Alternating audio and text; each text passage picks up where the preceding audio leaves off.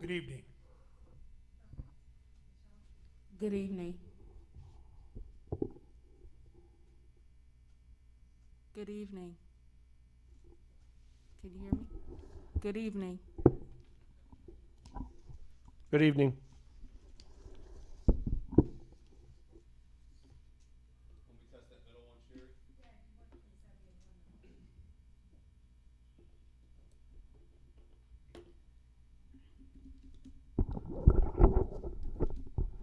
Good evening.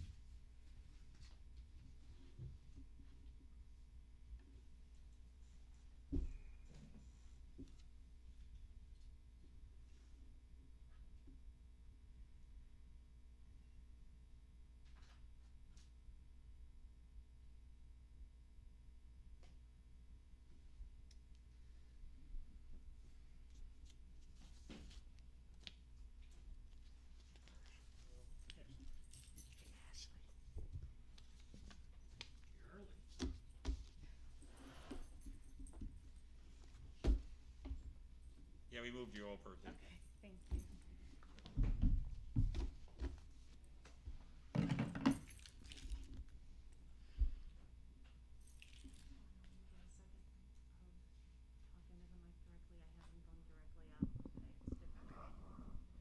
Check. Check. 1, 2.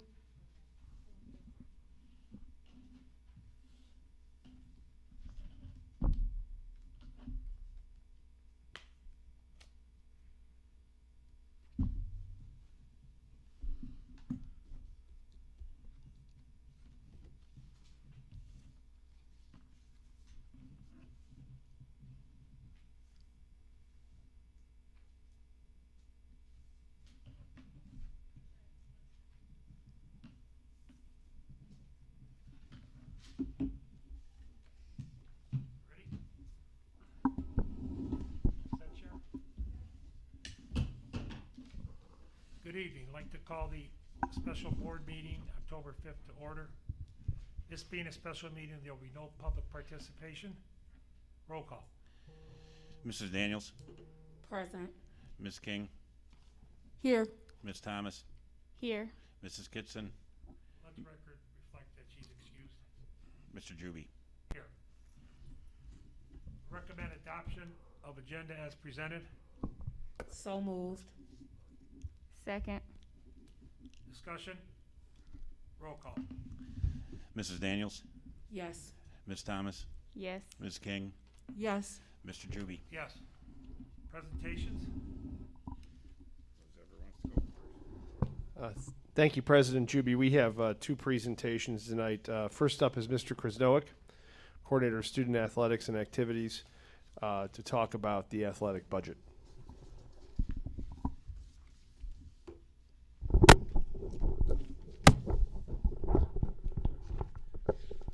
Good evening, everyone. Thank you for having me tonight. I believe Mr. Sluka emailed you out the proposed athletic budget for the 2020-2021 school year. If you're looking at it, I know we've got a few new board members. The first page is the important page. That's the page that it's got the most information on it. And then everything after that is kind of how you get to those figures on that first page. The main thing is, I think we've discussed in the past board meetings, was that the schools portion, the Board of Education portion, was going to be $135,000. And that's what I've set the budget at this year, based on how much the Board of Education, we would need from the Board of Education to run our athletic program. And the way that's, that 135 is based on, you're looking at the top of that page, the home sporting event costs, tournament fees, uniforms, medical supplies, porta potties, reconditioning, sports banquets, professional development, weight room supplies, game day operations, Hall of Fame banquet, practice facilities, and COVID signs and face coverings and stuff like that. So the major thing that, the major difference is what the athletic department spends the money on. What remains the same is the $135,000 commitment from the Board of Education. So I don't know if I had time to look at that, or if you want to ask any questions about it, but the floor is yours. I do have one question, Dale.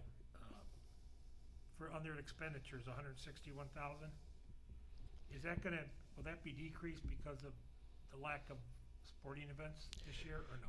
It's yes and no. I mean, we've decreased that so that way we can still keep the board's portion at 135,000, but it's kind of worked both ways, where we have not spent as much, but we're also not taking in as much, so it's kind of canceled each other out. Like, for instance, nothing against boys soccer, but we would lose money by hosting a boys soccer event. We don't have boys soccer this year, so that's something that was negative on the that reflected negatively on the budget, that is no longer there. And you also see professional development. We've canceled that just because we won't be going anywhere, and our Hall of Fame banquet. So eliminating those allowed us to, offset those costs with additional security and COVID signs and face coverings and stuff like that. I have a question for Mr. Sluka. Yes. If I recall, last year, the year before, we determined the amount of 135,000. Wasn't that supposed to go right into the general fund and then be spent out of the general fund? We've Or it always, doesn't have to be voted on all the time? what we usually do is the general fund makes that commitment, then we transfer it to the athletic fund, and the board has to, by law, vote on transfers. That's the reason the board votes on this every year, is because it's a transfer to the athletic fund, and the board needs to vote on that. And this has been in place for at least 4 or 5 years, I believe? Actually, I think a little bit longer. I think we started it, Dale's been here This is my 6th year, so 6th year. that- Close. you're right. That And figure we- of about 135 has been pretty much consistent every year. And we started this when Mr. Hartman was here, when a little bit before when Dale took over. So it's actually, I think it's gone on for about 8 years now. We've been doing this commitment. So this is a standing commitment. It hasn't changed over the years, and it's basically, Dale, when you do your budget, is that the board has committed to 135,000, and then you work the rest of it Correct. They around almost that. work backwards from the 135 Okay. to determine how it's going to be spent. Okay.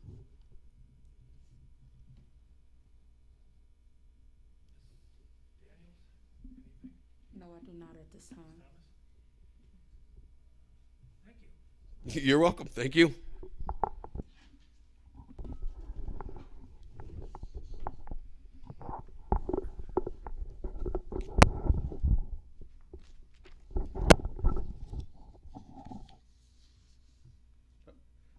Next, President Juby, we have Ms. Hager, the high school principal, here to talk about the Music Express budget and discuss also the band budget.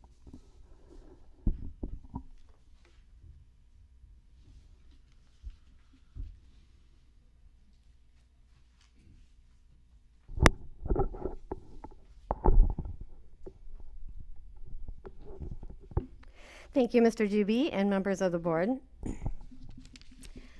Thank you for allowing me to come in front of the board and talk about two highly regarded programs at the high school. And I only hope I can do them justice. Just a little bit of information, but I know you are all aware of it. Our band is consistently showcased on Fox 8 News in the morning. They're a favorite of the Columbus Day Parade. You may have just seen them on the news in regards to that, even though the Columbus Day Parade is not happening this year. We have students that are chosen to perform in the District 7 Honor Band. Our students consistently receive 1s and 2s on their solo and ensemble pieces at contest.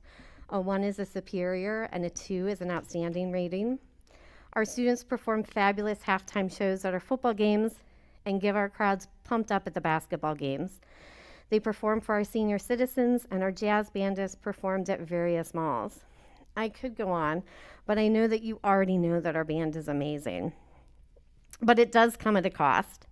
In the past years, you've been incredibly generous. You've purchased sousaphones, a saxophone, a vibraphone, jazz band drum set, a new drum line for the marching band, a bassoon, John Bay drums, and John Bay drums.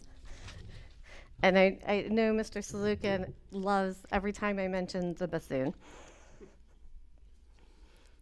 So what I gave you, if you look at the purple sheet, and I think Mr. Saluka sent it to you digitally as well, this is an overview of some of the potential costs that we could be looking at this year for the band. Over the past 3 years for instrument repairs and purchases, it's been on average about $13,000. And that really depends on the year, and it depends on the instruments that need to be purchased. And each year, in addition to the instruments that need purchased, we also need to keep up on our instruments. Just like we need to keep up on our cars and our trucks and get cars aligned, believe it or not, you actually have to get instruments aligned. Sometimes you need to get the pads replaced, and all of this is for district-owned instruments. So woodwinds, pads need replaced, sometimes they need aligned. For brass instruments, sometimes you're looking at deep cleanings, sometimes it's dents that need to be taken out. So for the high school, it's approximately, we're looking at, and we never know exactly how much it's going to cost because things come up throughout the year, but approximately every year it's about $5,000, and for middle school instruments it's approximately $3,000. Instruments that we do know that we would like to purchase this year, an electric keyboard for the jazz band, which would be approximately $1,300, a wireless receiver for the guitar for marching band and traveling shows. We have 2 students that perform as we're walking around with their guitars. A new podium for concerts, 3 concert tubas, and I know Mr. Saluka is probably going, tubas, oh my goodness. They are very expensive, but we desperately need new tubas for the high school and for the middle school. And these are not exact costs. They're approximately $3,000 each. We might be able to get them at a lower cost through North Royalton Music. And the thing to keep in mind when we're looking at instruments is a lot of times our instruments go from the high school. When we replace them, we send them down to the middle school. But sometimes they're not always in the best condition when they're going down to the middle school, and sometimes we need to look at replacing them as well. The middle school does need a xylophone, chimes, a bass drum, and they would really love an oboe. Our music purchases, as you can see, is approximately $2,500. And while we didn't have band camp staff, something that we do need to consider for next year when we have band camp is we always have band camp staff that helps out, and that is typically about $5,200 depending on the size of the groups that we have. We also have a flag line instructor and a percussion instructor. You can see the amounts that I'm suggesting for those. And each year we do buy new flags for the band. It's dependent upon the show that they have and the theme that they have. So each year that's consistently about $1,200. Our band performs in a lot of performs in some contests with the solo and ensemble contest and the festival fees. And they also have a piano accompaniment.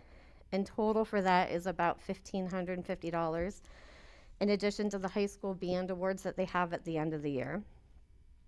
So the total for that, and this isn't exact because it does not include the middle school instruments, would be a little over $40,000, $40,745. Something to keep in mind, and I can't even believe I'm saying this, because when we purchased the new band uniforms, I was a new principal, and I was like, oh, these are so beautiful. They're so absolutely amazing. But when we sat down and started thinking about how old they are, they're actually 8 years old now, which in the life of uniforms, we have a little bit left, but it is something that we do need to start considering and start thinking about in a couple of years with replacements, as well as replacing hats. We did go and purchase some new Shako hats for the band last year, and we did purchase, I should say you did purchase, new dance line and flag line uniforms, which was a little over $10,000. And the Shako hats, we split that cost, so it was probably about $700 for the board. But if we're going to look at replacing the band uniforms in 5 years, then the other thing that we would have to replace would be the dance line and the flag line uniforms. The dance line and flag line uniforms don't typically hold up as long as the band uniforms, just simply because of the material that they're made out of with the spandex and all of the glitter that goes along with that. For our students, something for you to know, our students currently pay for band polos. They typically buy one and then they may need to replace it. They also this year are buying band shorts, band t-shirts, and again with the shorts and the t-shirts, they would only need to purchase that one unless they needed to go up a size or down a size, or they can't find it anymore. Marching band shoes, and they also purchase duffel bags that they personalize. They do go on university trips to play at band days, and Mr. Pope's great about trying to get the best deal for the students, and that's approximately $80 per student that they pay, and they have gone to Cedar Point and played at festivals at Cedar Point, and that's typically the cost of a ticket and food. So that's a little bit of information about the band and the things that we need to purchase and have purchased for them, and the cost that the students pay.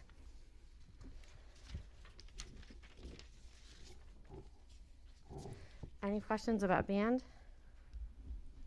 I have a quick question. Sure. So I know you mentioned that the hats were split with the boosters. Are there any other expenses that are typically split with the boosters? There have been some expenses that have been split with the boosters. The thing that, when you purchased new uniforms last time, the boosters paid for half of them. Unfortunately, they typically get a lot of their money through concessions. So their main way to raise money right now is gone. So they do their best in regards to what they can pay for. They have in the past paid for some of the contest fees for students. And they've paid for, I'm sure there's other things that they've paid for with a few instruments and stuff like that that I'm not remembering right now. But they do really help out the students in the band program a lot. Do we know of how many events they will be attending just because of our COVID situation, if there's still going to be the band contest? And right now there haven't been any band contests or anything like that. The Cedar Point, they're not planning on going on this year. It's just things that I wanted you to be aware of, things that they have done in the past. Like the band days, that typically would have been something that they do in the fall. And so that's not happening this year. The band camp staff, line instructor, and percussion instructor, are these supplemental contracts we vote on later, or they're separate? They're separate. So what's the difference, like, in the, coaches and these, items? We've been paying for some of these through the principal's fund and some of the other things. We don't, there weren't, there's not supplementals that we've been paying for. We've got alternative funding for these individuals. Are they staff members or outside people? They are, from what I understand, they are Outside outside people. people.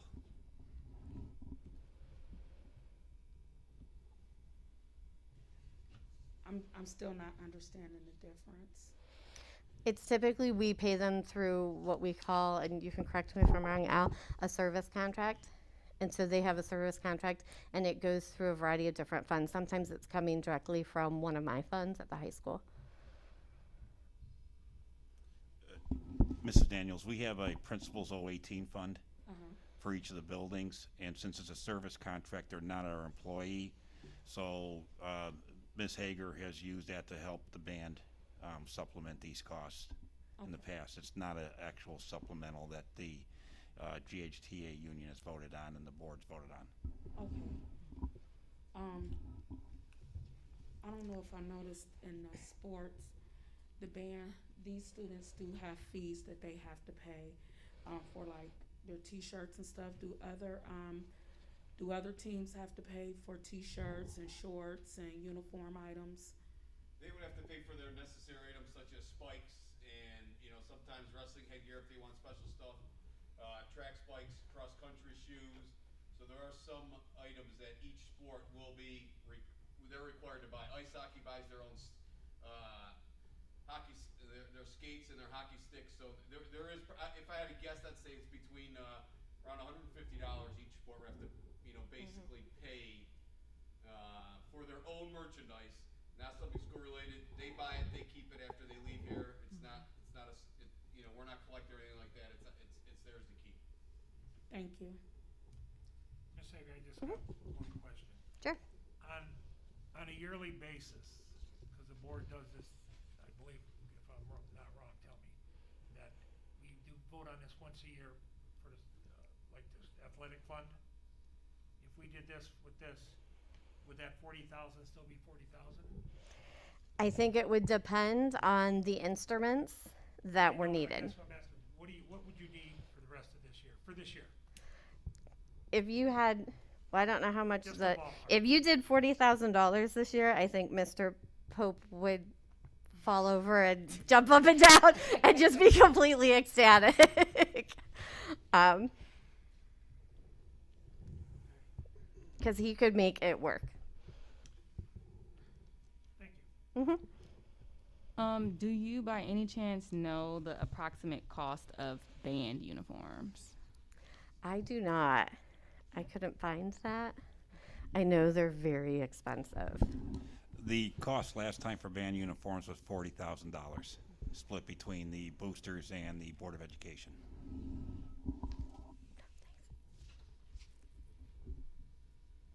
Any other questions for Ben?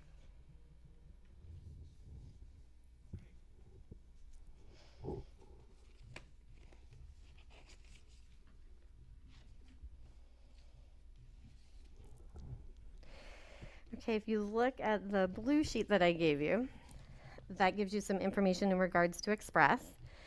And Music Express, in the past 4 years, they've won 4 Grand Champion Awards. They've won numerous caption awards, such as Best Set, Best Soloist, Best Show Concept, Best Choreography, Best Vocals. They frequently win their class, and they make it to the finals. And with the finals for show choirs, that's the top 6 groups, regardless of what class you are in. If you happen to look at showchoir.com, this was new. They have a rating system, and Garfield Heights Music Express is ranked 14th out of 33 in Ohio.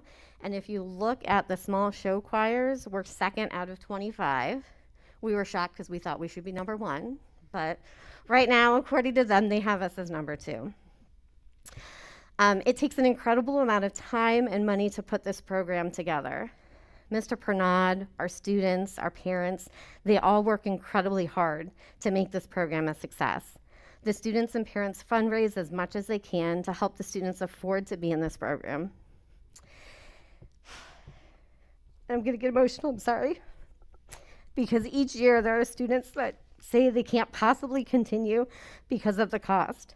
And last year we received a letter from a student who wasn't going to be able to continue because of the cost.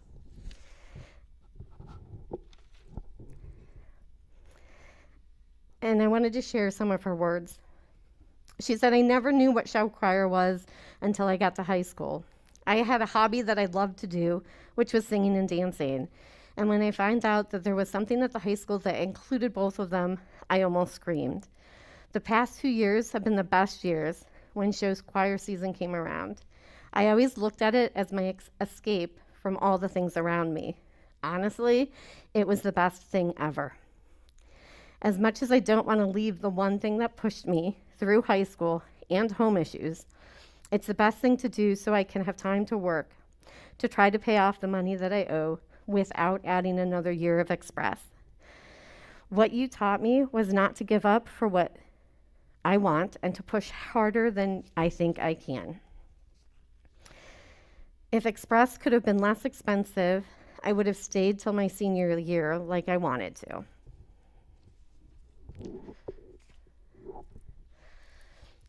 And it's an incredibly expensive program for our students to participate in.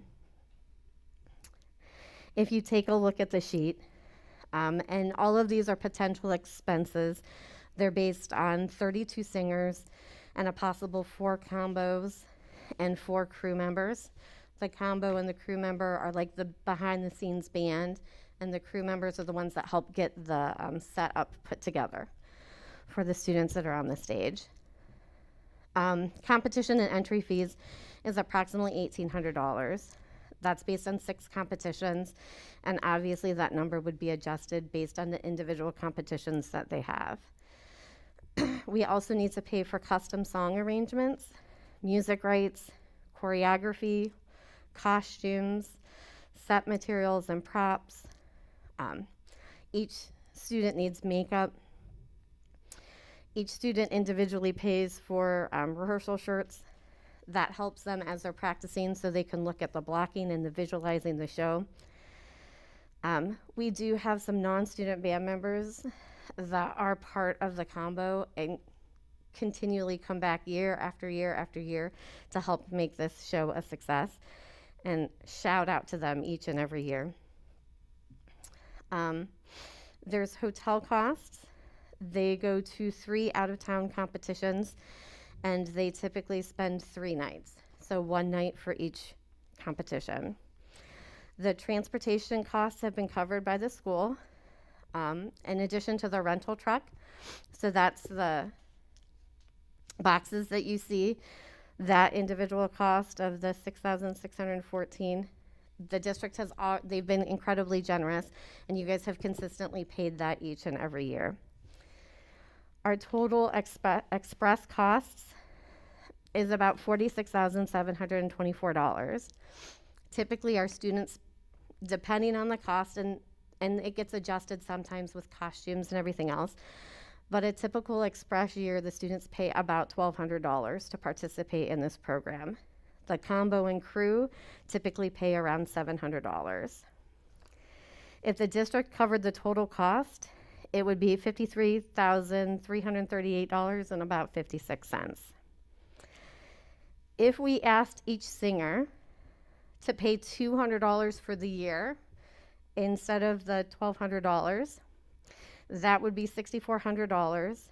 And if we asked each combo and crew member to pay $75, that would be a total of $600. And then the total cost to the board would be approximately $46,338.56.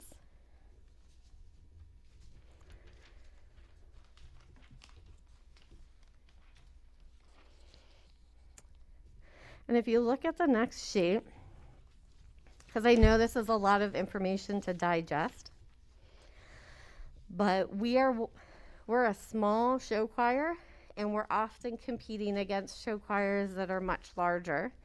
And Mr. Pernod always comes to me and says, you know, if we could only be a little bit larger, Hager, just a little bit larger. But it's difficult because of the cost of Music Express. If you look at this, I'm just giving you future potential expenses. I'm not even saying that would be for this year. Just something to consider, that if we had 50 singers and a possible 6 combos and 6 crew members, that's the potential cost to the board if we were able to grow the program. President Juby, what I asked Ms. Hager to do here is walk back what it would cost, kind of based on what our kids pay for an athletics or a sport, or the band plays, to see what that cost would be to the Board of Education. That was my that's what, and then she came up with a very Mr. Pernod came up with a very nice sheet here for the explanation. Sorry, Ms. Hager, go ahead. No, thank you. I do have one quick question. If hypothetically, Mhm. the board approved this, you think they would ever get to 50 singers? Yes, So in reality, we should. I think we'd get a few more this year. Other figure, okay. I don't know if we'd get to 50 this year, but I think he always holds tryouts for Music Express, and he always has some kids that come to him and say, I wish I could, I just simply can't afford it. Any questions for Ms. Hager? Typically, each year, how much does the board, we know that with athletics, it's 135,000. What do we typically support the band and the show choir, Music Express, with? With Music Express, there's some of the costs in here that, again, I take out of my budget. And the boosters pay for the competition entry fees.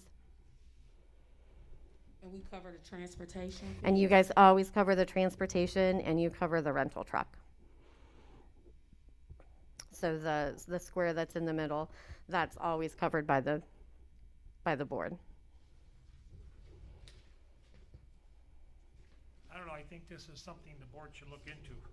'Cause I feel that if we're gonna have extracurricular activities, we should start funding them. That's just my opinion. I agree too, Joe, because I feel like we have to be equitable. So if we're supporting other extracurricular activities, to a certain degree, then it should go across the board.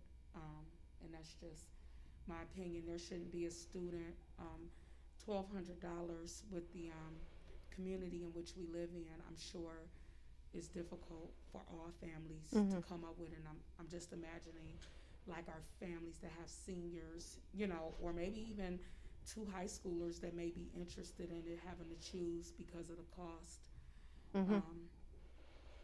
And even the per student cost I felt like was equitable to like what you guys with the band would be paying and the other students out of pocket. No questions. Thank you much, Ms. Hager. Thank you. Appreciate it. So I guess the question is to Al, can we afford, or will one take away from the other, or is there a cap for all extracurriculars? You know, where do we stand financially with supporting the extracurriculars? Well, we have a lot of programs that we support now. We didn't build in any budget for band and Music Express. I guess that's the point of just how much of a commitment the board wants to make, and then we tailor it like we did to the athletic budget, looking at other areas where we would need to, if we have to, scale back for this. Will we have to scale back from like the athletics in order to support this, or can we support and meet the needs of both the athletic department and the Music Express and band? See, I think that's a tough question, because the athletic department for the past 8 years have been tailoring their budget around a set dollar amount that the board made a commitment a long time ago to. So I guess that the question for the board is, how much of a commitment do you make to each of the programs? And do these programs now have to tailor their budget around the board's commitment to what they can and cannot afford? That's the question at hand, because like the athletic department's been doing this for 8 years. He knows that they have 135,000, so he has to tailor his budget around 135,000, and they have events that they have to handle and cap and do and staff. So it's the same thing with our budget. How much do you give support, and then how much do you have to tailor your budget moving forward to meet that support and break even? That's the question of just how much the board's willing to do for each program, and then they leave it up to the advisor of trying to tailor around the rest of their program to break even. I would say, Mr. Sluka, if the board makes a commitment to Mr. Pope and Mr. Bernard of X amount of dollars, then I think it's incumbent upon them to meet that budget, not go over and not come back to the board at a later date. Right, but the dollar amount that's the key thing. Right. It's just how much of a commitment the board wants to make today, tomorrow, or even just today, and just tell Mr. Pope and Mr. Pernod that, okay, the board's committing this, you have to work around this dollar commitment. And is- What that dollar amount is, I do not know yet. I mean, the hard part is in working with the athletics, and I know that they don't have a booster club right now that helps support. I'm not sure about the other two programs, just what gets picked up, what doesn't get picked up. I know that the board's mostly the commitment in the high school, so that's a board decision to make on just how much of a commitment, if you want to make the whole commitment this year and see where it goes. And Dale, you're over, being a director over student activities, these programs fall up under you also? They do, but with it being an actual high school class that the kids are getting credit for, that's why it came out of Ms. Hager's budget in the past. Okay. And then I have a question also, Mr. Sluka. You mentioned that we support other extracurriculars. What other extracurriculars, and is there a set dollar amount that we're also providing them? As we've gone in the past, we used to, with the pay to participate, that helps support it, but not totally. We've bought instruments in the past for the band. We made the commitment to we've made the commitment for the uniforms. That's the type of support I'm talking about. With supplementals for band and Music Express, we've paid for those out of the general fund, and that's the type of support. And with the transportation, Is there any support to, like, cheerleading, drill team? I know we've had a drill team in the past. well, we have a that drill, cheerleaders. Usually the expenses are there. Like last year, the board had to commit to the drill team because of the cost came in higher, and they had to make that commitment. But we have tried to help them through that, and I think with the elimination of the pay to participate, the board has made that commitment to pick up the difference. It doesn't go directly out of their fund, which is a separate 300 fund, but it comes out of the general fund through the high school and what they need. Okay, thank you. So in the past years, what is the dollar amount that the board typically committed to for Music Express and band? In the past years, it just was the transportation piece. They were all self-funded for the rest of the piece, especially we made a commitment to band. I think we ended up paying around $28,000 for the uniforms with the band. We bought in numerous tubas. Yeah, and the bassoon. We made a commitment for the bassoon. So we bought some drums. I mean, it's just the board has made more of a commitment to instruments than they have to the other things for the band. And we also provide, if they do out-of-town trips, we also provide the transportation for all the out-of-town trips. Not that they always want to ride in the yellow bus, but it is what it is.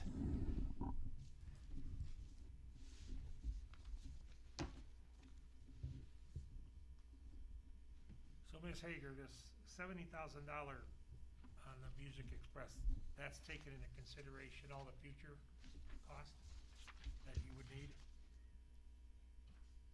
That would be taken into consideration if we grew, if the Music Express Grew to 50, okay.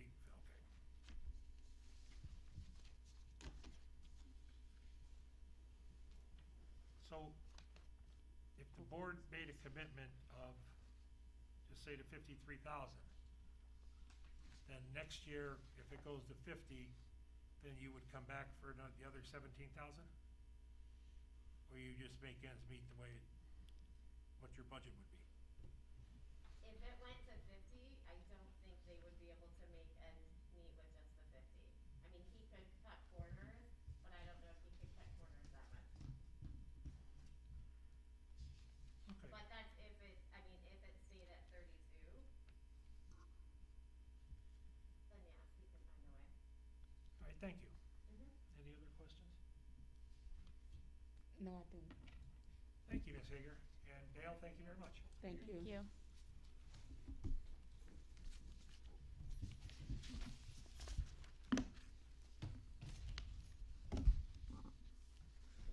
Wait, Mr. Pat. Here, you wanna just take this one? You might, the cord might not reach. That's the only thing. Here, Sean, take this one. Yeah, that's kind of in the chairs over there, yeah.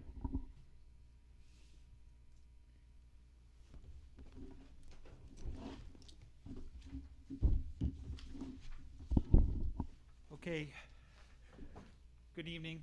On Wednesday, or no, Thursday last week, we had a presentation for the board policy for board docs. It was brought up at our last board meeting to look into board docs as a program that the Board of Education could use for our management system going forward on there. Board docs is a program that allows us to work through as we set up agendas going forward for the entire each month. Well, what happened is that if the board decided to go with board docs, there are obviously with any program there are multiple versions of it, but the board docs would allow us to one, each department would funnel everything into a one management system, and in the process of there, when we would present the information to the board, we would be able to also present it in a live version that would be posted on like the overhead or at other various meetings that we have going forward from there. Board Docs is a program, again, it would allow us to streamline things very easily. So currently what our system is now is, what happens is this. Lisa Miller, who is Chris's administrative assistant, will send out a reminder to all the various departments at the board office. Then each various department types up and sends the information that we were presenting to the board, whether it's the human resources or the special education department or even the finance department. We type everything up and then present it from there. We put in our notes, and then Lisa compiles all that and sends it to you all prior to. What board docs would allow us is that it would be one management system. So in other words, we would be trained on there, and in that process, we would be able to have a one system where she would send out an agenda, and then we were able to type in right there. What the beauty part about board docs is it allows the board members to see, and you're able to comment right on there. So if you had a question about something, in whether it's in HR or finances, then you could type in right there and say, well, what's this? And we would be able to respond directly to your questions. So it allows, again, a management system that just kind of basically streamlines the various programs. The district already uses board docs for our board policy, and so there is actually a little bit of a benefit of a cost of that, but there were various programs in there for board docs.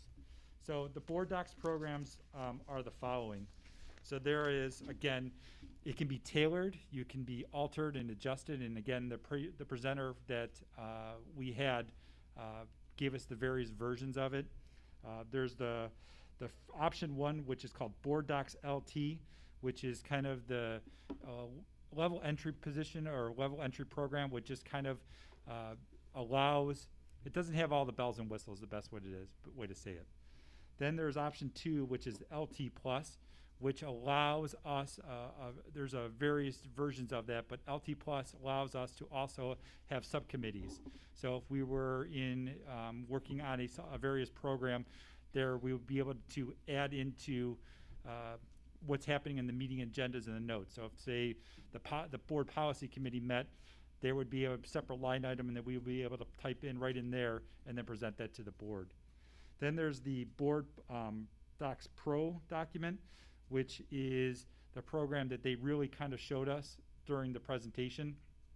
That program really has various programs on there that the board could utilize, and I don't know, how would I say that? It was the easiest way, the Board Docs Plus one. It was the, I don't know, just that was really what the presentation was on the Board Doc. Obviously, that's the one that they were trying to get the district to look at heavily, and that was presented to us in the board. And then there's a Board Docs Plus Pro, which is like their, I guess, the Cadillac of their programs. So they had various versions of this. But what Board Docs essentially does would allow us to streamline presentations as well as present everything to the board. It also provides opportunities for when we are doing a board meeting, Mr. Saluka is actually able to type right into the program instead of writing everything out. He's actually able to type in the comments, and then we're also able to have live voting right on there as well. And that's what the, That was the Board Docs Pro, which was the one that they kind of presented to us. Could you explain what you mean by live voting through? Yes. So what happened would be this, is that we would be able to project up the board agenda right on the screen behind you, or in whenever the building is. And Mr. Saluka has as the secretary for the board. As you are voting, he's able to, whether you vote yes or no, you're able to see right away. And then this also allows the public to see right immediately the access that's taking place. It allows me to record your vote in real time. Okay. Then it automatically will populate up into the actual minutes, so it doesn't have to be retyped at a later date. And the public can see how everybody, they can even go back and see how you voted on that issue up and down as we go. The other thing is Board Docs Pro allows is, as these meetings are being sent to YouTube, we're actually able to cut and paste and put in various aspects. So if say if a meeting's like 3 hours long, but there's something that we would want the public to know about, or the community to know, we would be able to cut and put that information or that YouTube video right onto the program itself. So the community would be able to go look at that right outside. And so with Board Docs, it's also a tool where the community's able to more readily access the board information, the minutes and all of that. Yeah, They'll be logging into Board Docs as well. So And- so what we do now is so after our meeting, we will go back. Lisa and Al will work on basically typing up all the minutes and then working on that and then posting it in a Word version. This basically streamlines everything. So we're able to basically push or put it right on the website within Almost the hour, immediately. after the meeting.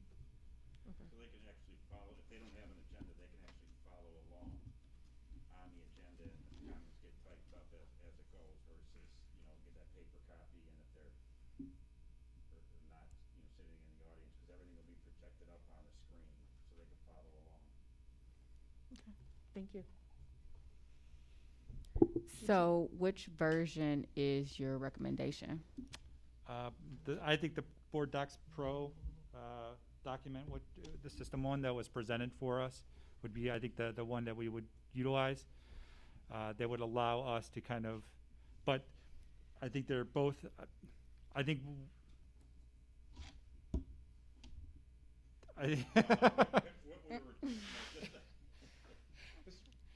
Passing notes. Go ahead. Yes, no. Wait a minute. I like the less cost one. Right. Sorry, I'm trying to save money for the other groups.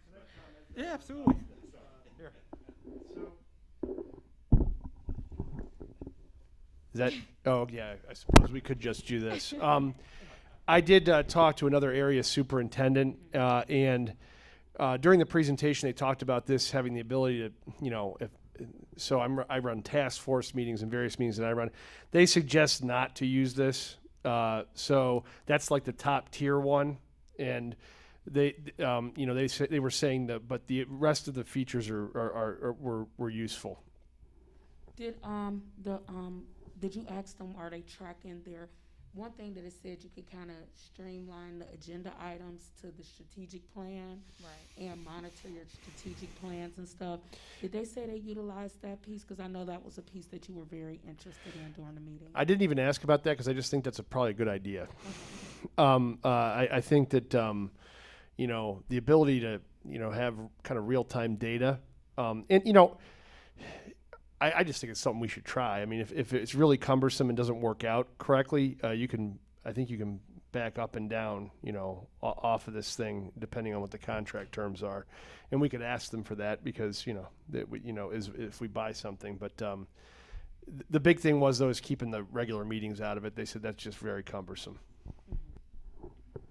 Sean, what would be the normal term of the contract? That's a good question. I have a meeting scheduled tomorrow with our representative and was going to, he knows that we were presenting this tonight to the board. And then any follow-up questions that you may have, I will be asking him tomorrow. So I will ask him what the contract terms are. The other question I have is, Ms. Kitts is our representative at the CVCC board, and they use Board PAC, P-A-Q. And if I remember correctly, that gentleman that presented said that nobody uses Board PAC, it's gotta be it gotta be a 501c3 or whatever. Yeah, Board PACs was, I thought our school district is a 501c3. so the Board PACs was a program when we asked that question. It is more for nonprofits. It doesn't really give public access to what we were doing.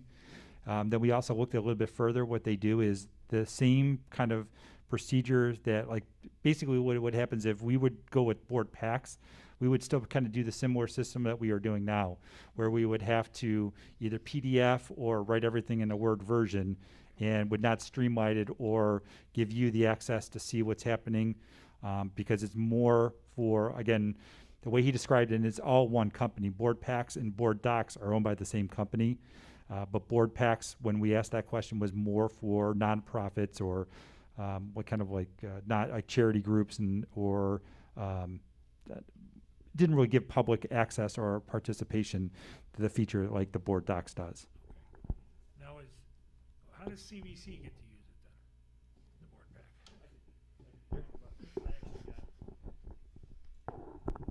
So I had Mrs. Miller investigate how they use it, and it's kind of like what Sean said. So they'll use it for their meetings, but then they have to convert everything over to a PDF and publish it on the website.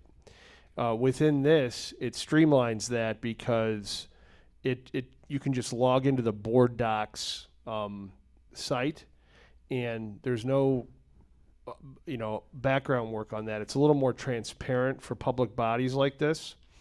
In terms of that, also, it seems to me that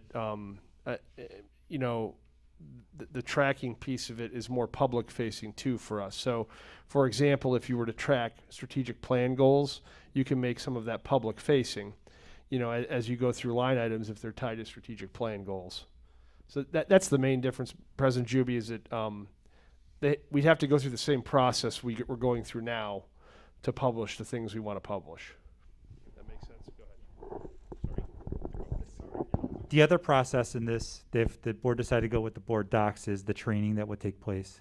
We would have training that would train not only all of you, but it would also train us at the board office as well. And we would have that person, which is free because being part of OSBA and Board Docs already used, they already waived that fee for us. So we would have two, I think, we could tailor it any way we see fit, but then we would also continue to have online support anytime we need it, and that also is afforded for you if you decide to go with this program. Are we currently paying Board Docs for our policies, for managing the policies and procedures? It's included in our fee to OSBA. Okay.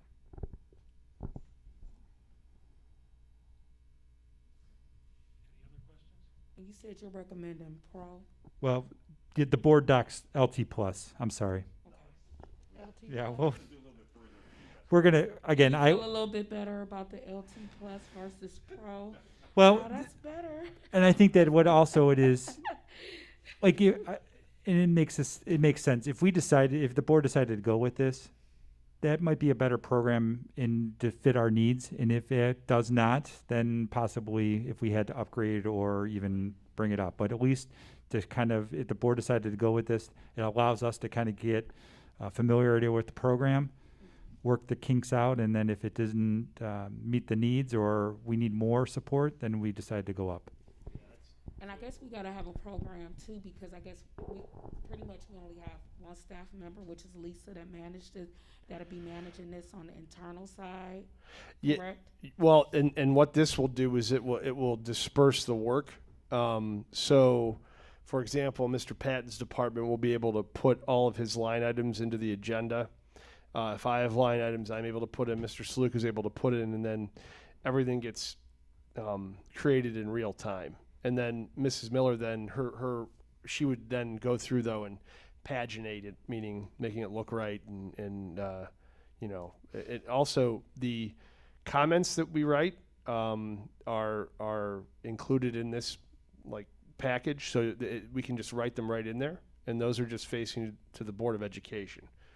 So there are many things about this that kind of streamline the process, but again, we would have to get into it to see exactly how it would go. So your recommendation is DLT plus? Correct. Yes. Find out the term of the contract? Do we know if, because I know with the pro, we like the whole idea of the strategic plan tracking. Do we know if there's an add-on option? There is, and Mr. Patton we can explore that. That's that plus option. So you can add and take away different features. So, you know, when you talk to them. Yep.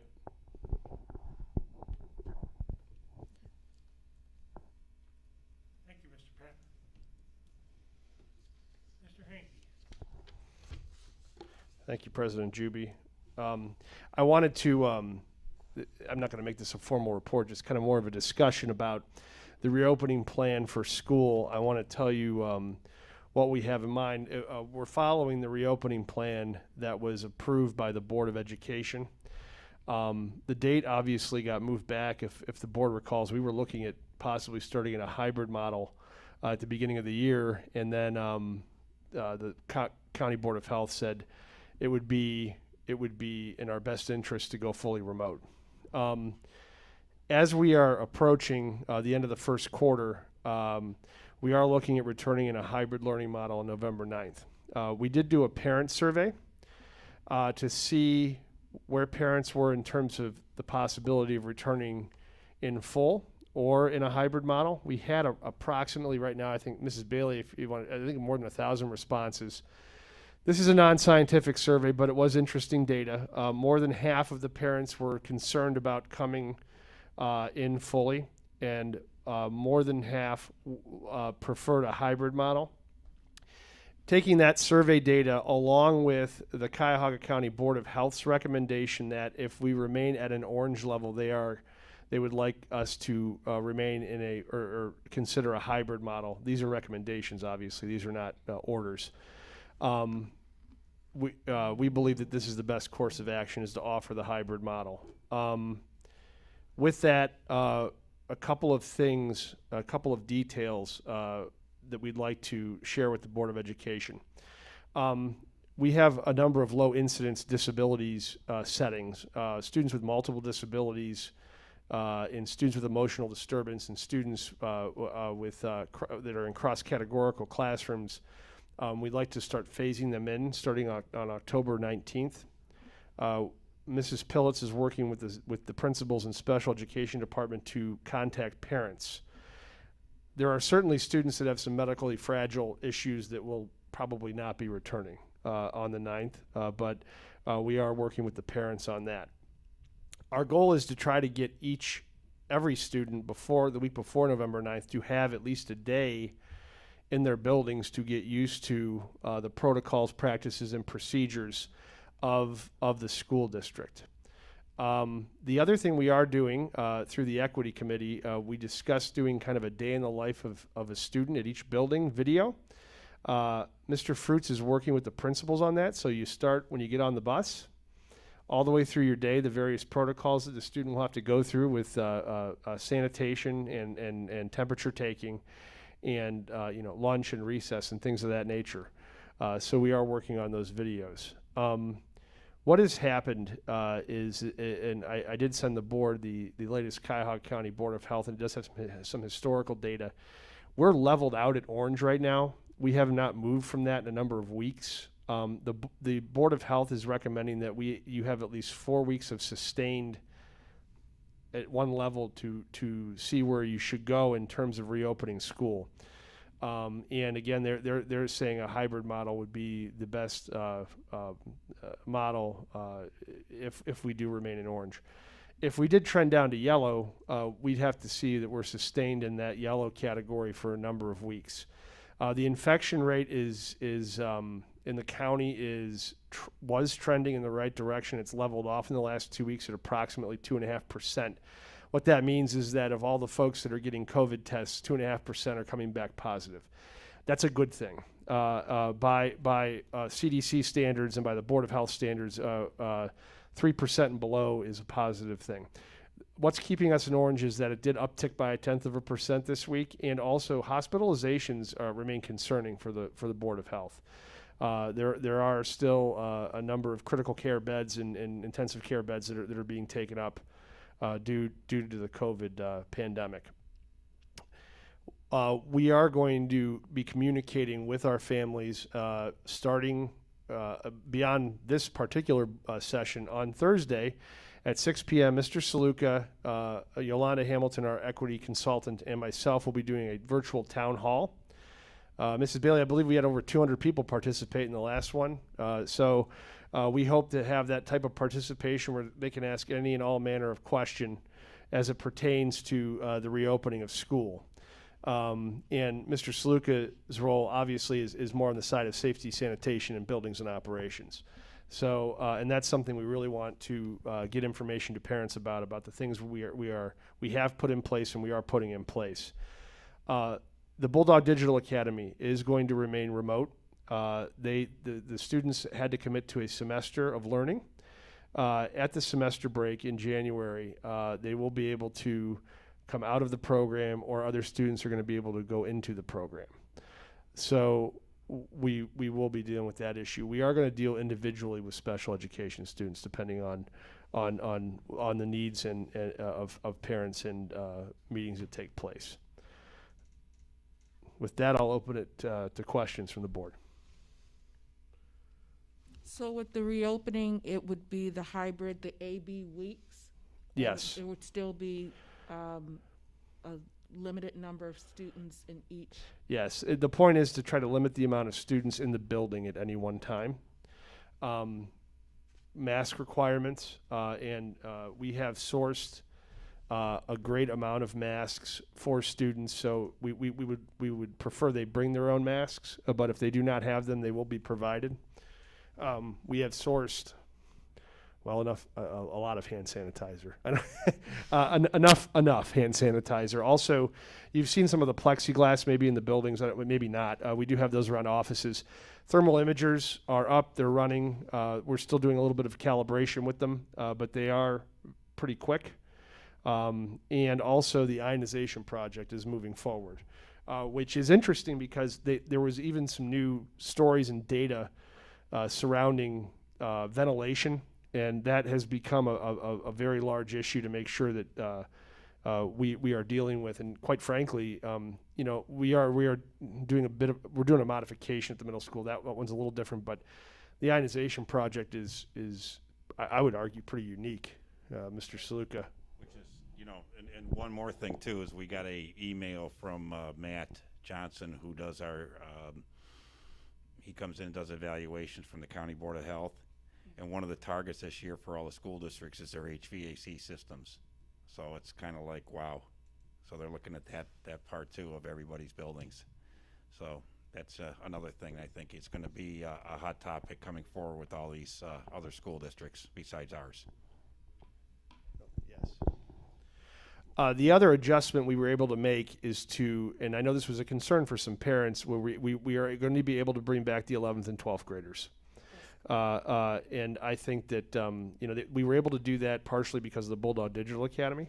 We had a number of students that were able to come out. So we can say, and also they really worked very diligently, Ms. Hager and her team, on scheduling issues there.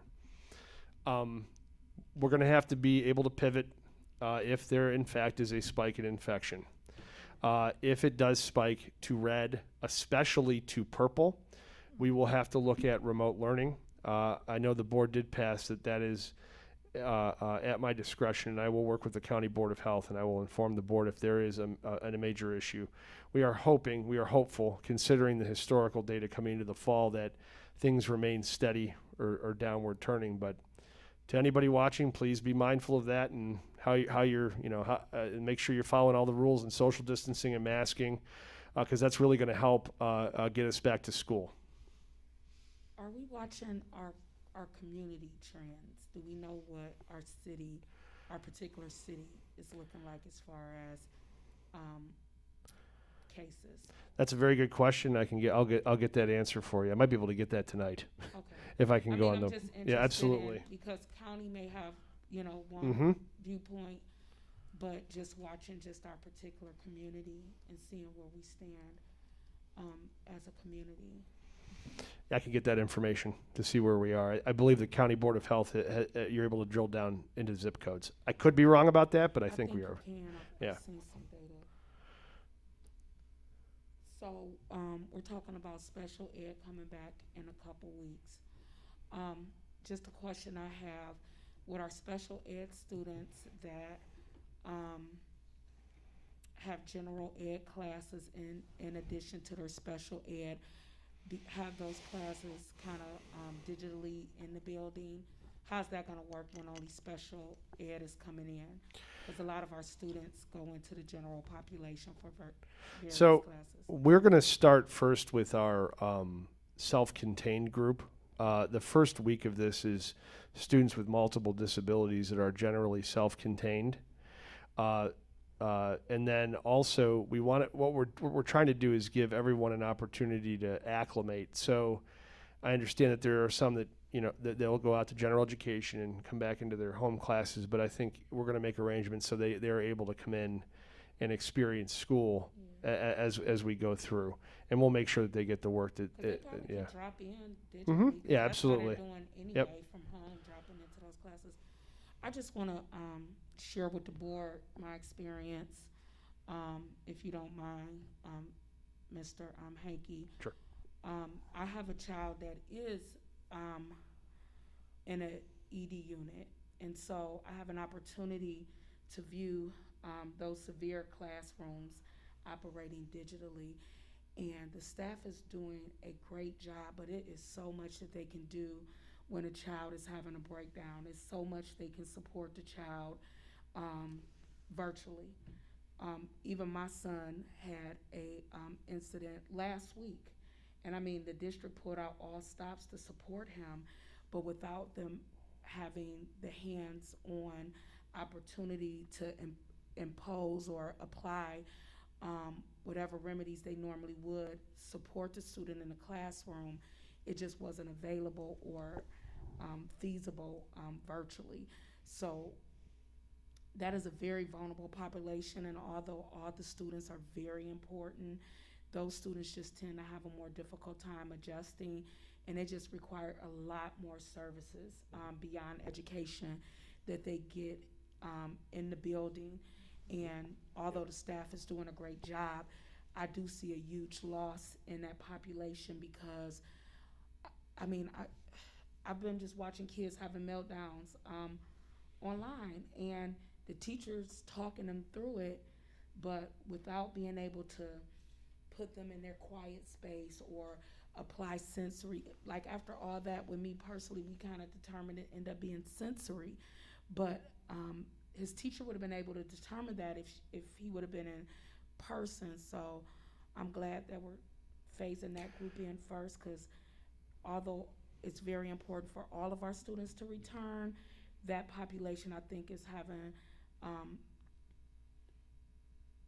the most difficult time having equal access to education.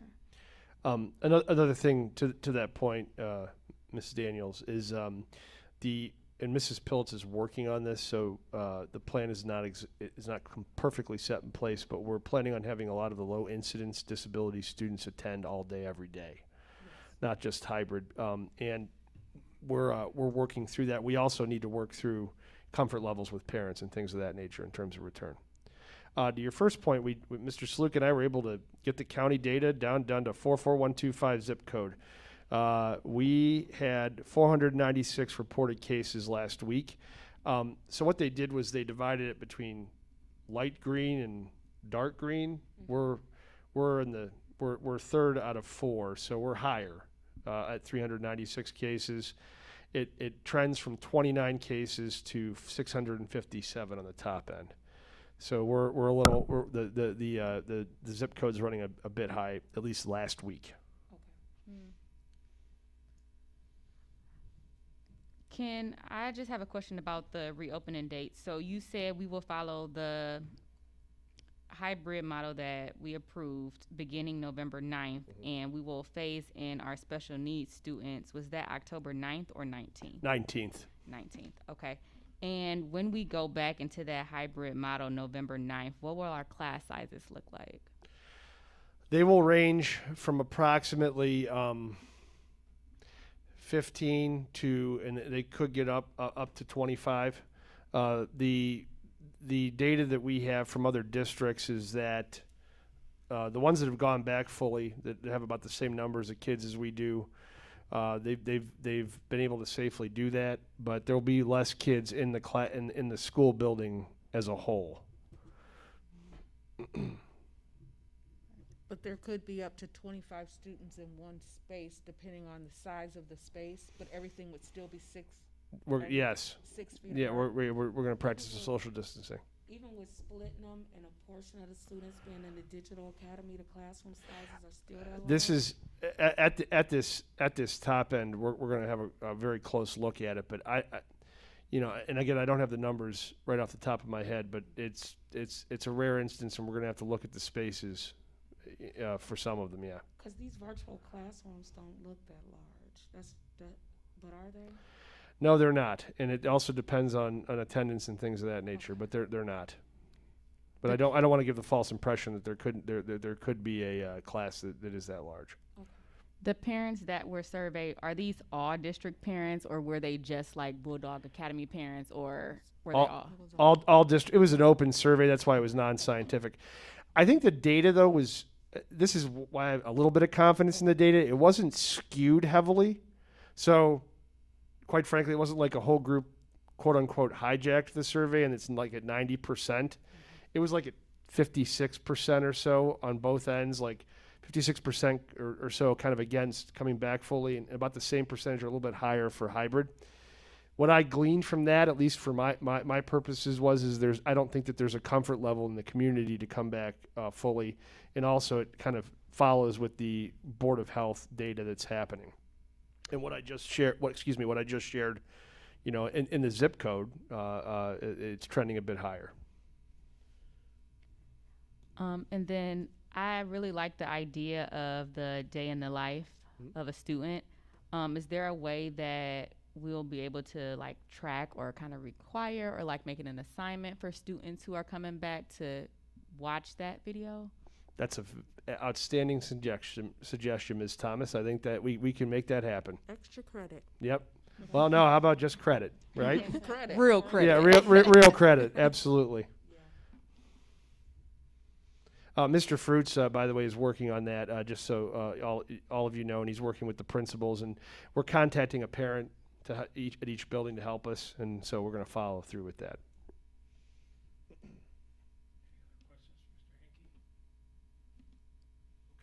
Tentative agenda review. Any questions on the tentative agenda coming up? No, I don't have any.